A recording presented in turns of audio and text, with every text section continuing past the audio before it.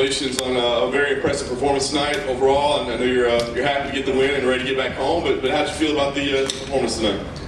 Yeah, I'm very happy. Obviously, I worked a diligent game plan with my team the entire time for the last few months. Straight after quarantine last time, I just jumped straight back into it, and I had the discipline to stick with it the entire time. And results were as you saw. Yeah. As you said, dedicated to the game plan the whole time. 3-round fight, which you haven't done in a long time. Did you find that challenging at all, as far as pacing and that sort of thing? No, I was stoked. I ain't gonna lie. In the third round, I was thinking to myself, man, if this was 5, it would suck. Did you talk about that third round? Because you were doing really well. You hurt him, looked like he was out. Then he came back and it looked like he might have hurt you a little bit too. Nah, I wasn't hurt.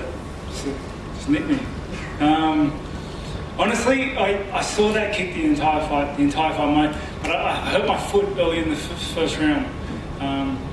I think I covered it well because I kept throwing, but it hurt every single time. So, but he's a tough guy. Resilience was his key word. The key word thinking about this fight was he's going to be tough. I probably won't get it, put him away. So I just got to make him pay. I've got to hurt him the entire time, pepper.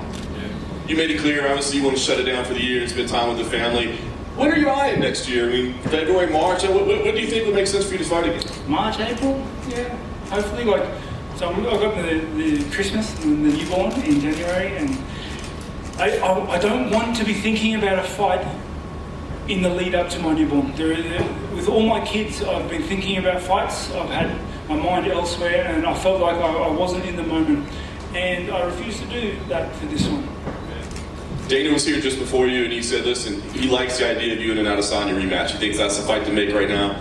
If that's the fight, what do you think? Is that the one that interests you the most right now? Yeah. Yeah, he's a tough fight, man. I'm stoked to fight him. He's a hard fight. He's so good, and he only looked better in his last fight. And the fact he beat me once already. But I feel I've got a couple of tricks I can roll out. I feel like I can play it differently this time. But honestly, I know he's trying to do everything else, and good on him to do that. I'm not thinking about it. Maybe me and him shouldn't think about it just a little bit. He can go up to light heavy or heavyweight, whatever he wants to do. It doesn't bother me. My plans are Christmas, my baby, and then hopefully our timelines line up then. So, and the last thing for me, so honestly, obviously you want the biggest fights, you want the title, you want that, but the rematch with him is not something that's imperative to you for your career? Mate, fighting particular people, no, I do want to fight him one day, whether it's in my career or in the parking lot, like as two old fellas one day. I feel like our paths will cross again, and as a warrior, it's something I need to do, but I'm not worried about who I fight next. My whole mentality with this game is you line them up, I'll knock them down. I'm pretty good at that. Hey Rob, when you fought Darren Till here, you described it as incredibly tense. I was wondering, was this the same sort of tension, or was this a little bit different? Yeah, no, it was tense, it was stressful too. I'm starting to think maybe fighting is just stressful. Jared's always been built up as this guy who can just put people's lights out right away. When he hit you, did you feel he hit particularly hard, or were you surprised that actually you could take the shots? Oh yeah, doesn't hit soft, but I'll let you in on the secret of the game. It's trying not to get hit for the majority, right? He hits hard, but I think in this sport, I think in this division, everyone hits hard. I think this division is just danger, because I think it's the perfect balance between speed and power. Everyone can put you out, but they're quick enough so that you don't see it as well. It's a scary division, man. Hey, Bobby Knuckles. On that note, talking about the hardest hits, you've been in wars with the Darren Tills, the Jacare Souzas, the Cannoniers, the Darren Tills, and obviously Adesanya. Who hits the hardest that you've experienced so far? Well, let's take the guys that finished me out of that list, because it's obviously they hit pretty hard. I don't know. Romero too hit very hard. Gave me chicken legs for a little bit. You had the jab working all night. When did you really feel you had the confidence and you were taking him in this fight? When was the turning point for you?